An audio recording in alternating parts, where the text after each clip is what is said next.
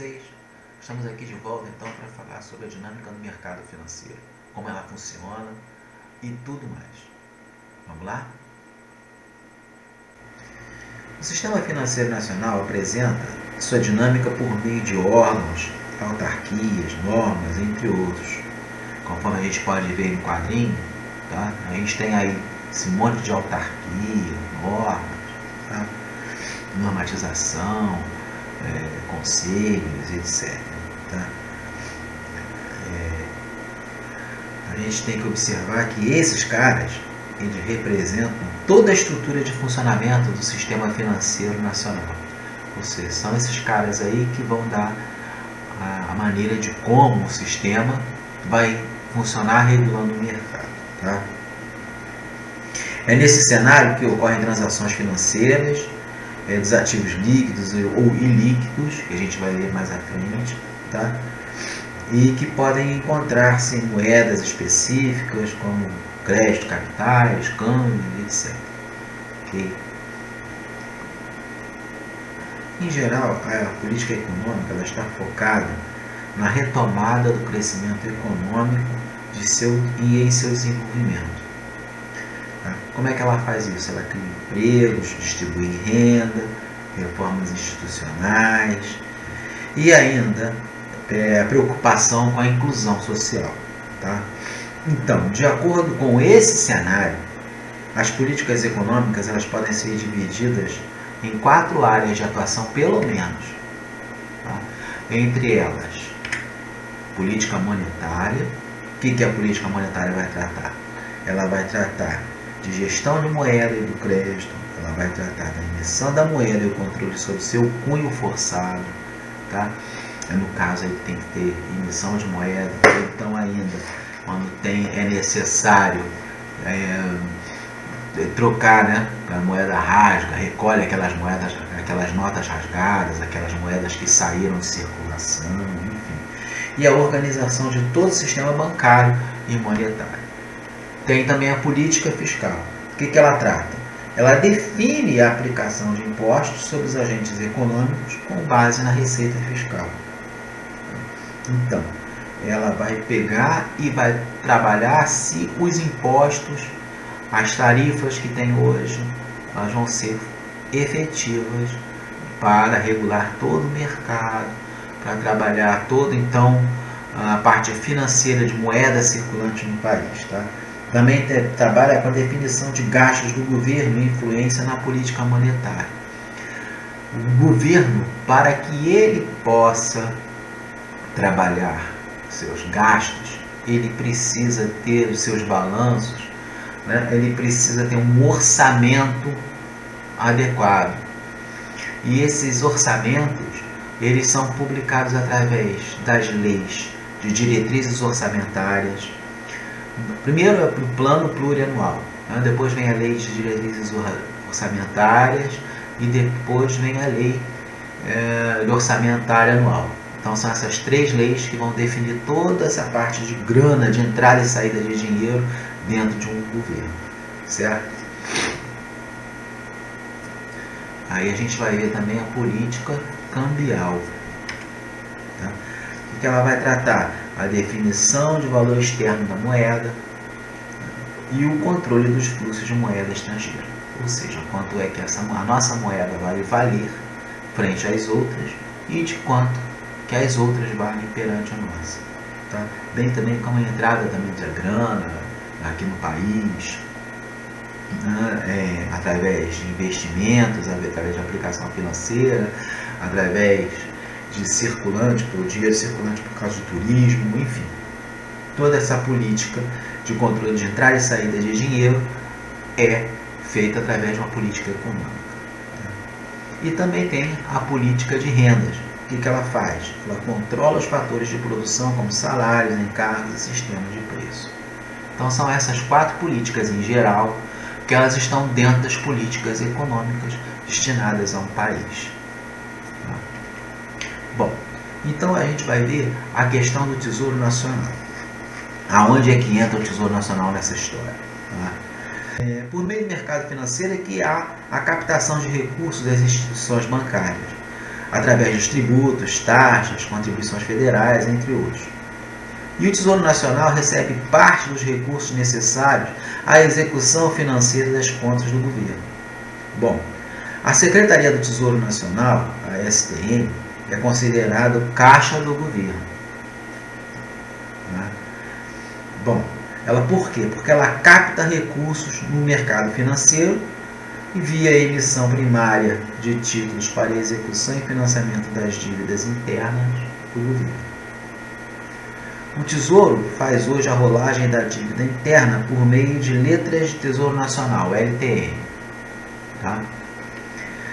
Ela também faz por meio de letras de financiamento do Tesouro, que é o LFT, e das notas do Tesouro Nacional, LTN. Então são os meios de que o Tesouro Nacional tem de fazer captação de dinheiro para fazer a rolagem da dívida dela interna. Tá? Muito bem. E aí a gente entra num outro papo, que são os ativos financeiros. A gente vê que os bancos, às vezes, eles falam, as instituições financeiras falam muito dos ativos. Os ativos são o quê? São caracterizados por qualquer tipo de transação com promessa de pagamento, podendo ser líquido ou ilíquido. Eles também podem ser classificados como ativos fixos ou variáveis. Então, esses ativos fixos, eles podem ser reais, ou seja, a posse de bens, tá? Dívidas securitizadas, que são as debêntures, os títulos públicos federais, os CDBs, etc. E de renda variável, o que? Ouro, imóveis, ações, entre outras coisas mais. Os ativos financeiros, eles estão figurados sim dentro de um balanço patrimonial. Eles aparecem lá, que é o quê? Aquela parte de maior liquidez que tem no balanço, logo no comecinho, está lá no alto. Caixa, contas de banco, investimentos, gastos equivalentes de caixa e assim vai. Ok? Bom, então a gente tem como ativo de renda fixa, a sua principal característica são os pagamentos em períodos definidos, que podem ser pré-fixados, ou seja, no momento do resgate você já tem lá um valor que você sabe que você vai receber, ou pós-fixado, que é o cara que quando você for fazer o resgate é que você vai saber o índice que ele está sendo tratado. Bom, na compra do título de renda fixa, o possuidor do título empresta dinheiro ao emissor, ou seja, representado por um banco, uma empresa ou o governo. Alguém que vai emitir esse título, que seja uma dessas pessoas. Na operação, os juros cobrados são o pagamento que você recebe pelo empréstimo. Ou seja, eu vou receber de juros, uma remuneração pelo empréstimo daquele dinheiro caracterizado no título. Então, os títulos de renda fixa podem ser públicos ou privados. Eles podem ser classificados também da seguinte maneira: referenciados, tá?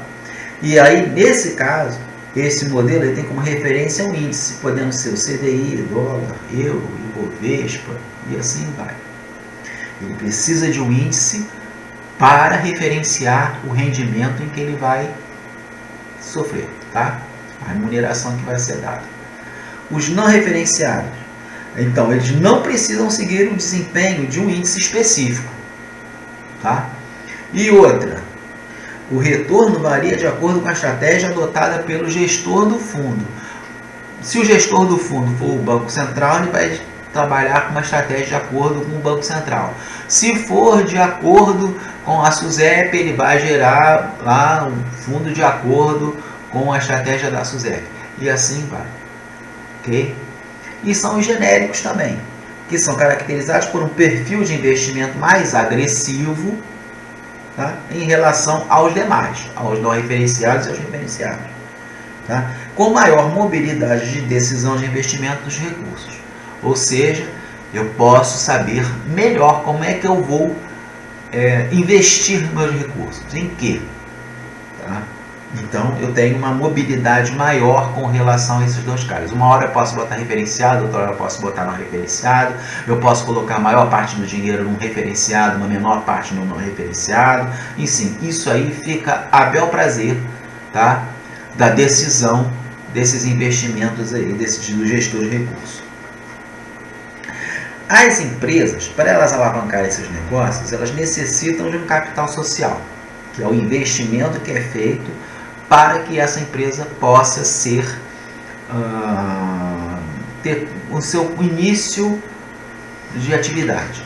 E esse capital social ele pode ser através de investimento próprio ou de terceiro, podendo assim contrair empréstimos, né, caso ele faça de terceiros, né, que consistem em pagamento de fluxos financeiros à instituição devedora e de ser representados por notas promissórias emitidas sem garantia, que pagam juros periódicos a seus proprietários, sendo assim caracterizados por títulos de renda fixa.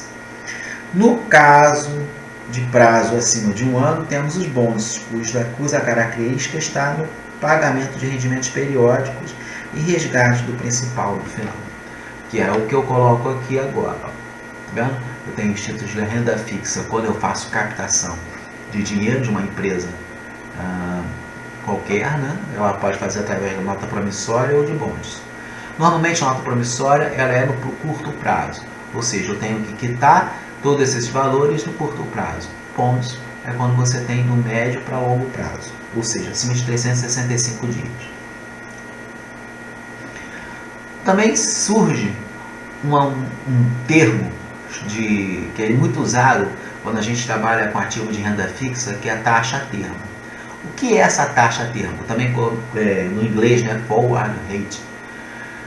É uma tarifa comumente utilizada em contratos financeiros que terão início em uma data futura. Ou seja, eu sei que eu tenho um contrato que ele vai ter um prazo para ele começar a ficar valendo. Então, eu tenho uma tarifa que vai remunerar todo esse investimento. Certo? E então, eu tenho como característica do modelo de ativo de renda fixa o quê?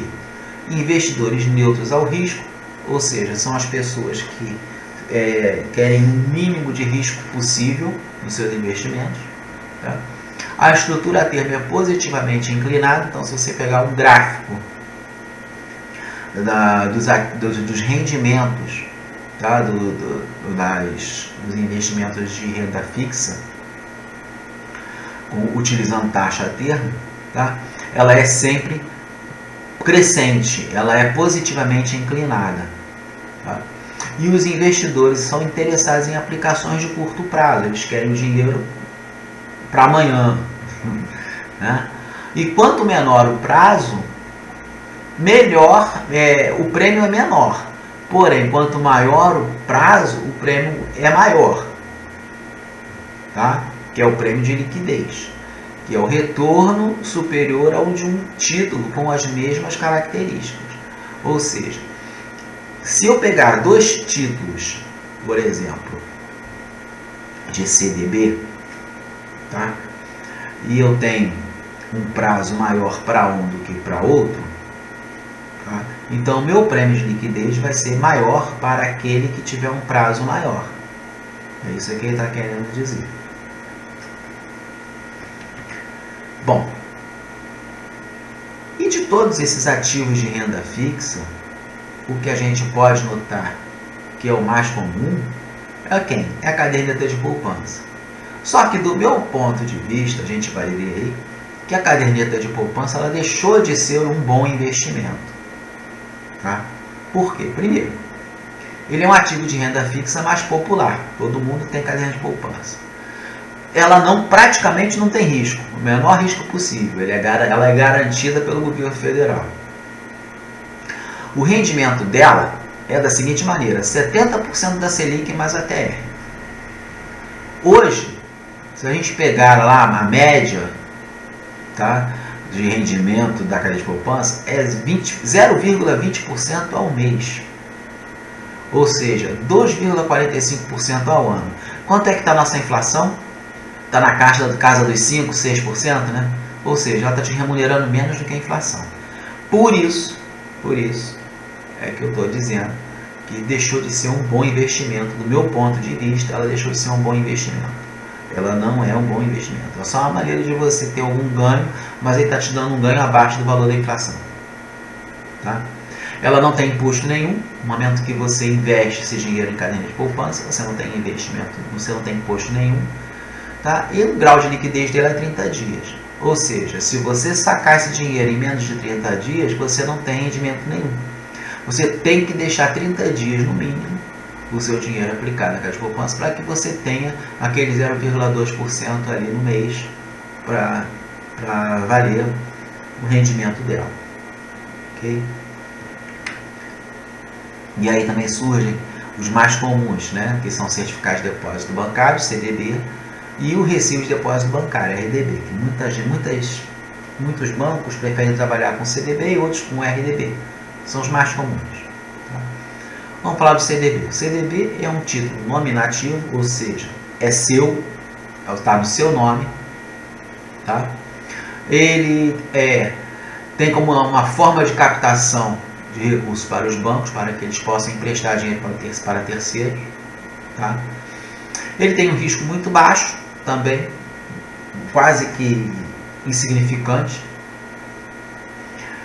Ele incide sobre o CDB, IOF e imposto de renda no ato do resgate. Lógico, o imposto de renda, IOF, vai depender do teu rendimento. Tá? Ele é transferível. Então, o que eu posso dizer aqui de transferível? Eu posso transferir o prazo dele de rendimento, eu posso segurar ele um pouquinho mais ou menos, eu posso negociar isso. Tá? E podem ser negociados antes do vencimento, acarretando em devolução com deságio, perda financeira. Ou seja, se eu for fazer o resgate antes do vencimento dessa aplicação, eles me devolvem o dinheiro, tá? Mas eu vou ter alguma perda financeira proporcional ao tempo que eu deixei ele aplicado lá. Então ele vai ter um deságio, certo? E o recibo de depósito bancário, RDB, ele é igualzinho ao CDB. A diferença é que ele não pode ser transferível. Tá? Eu não posso transferir o princípio dele, quando é que ele vai começar, ou quando é que ele vai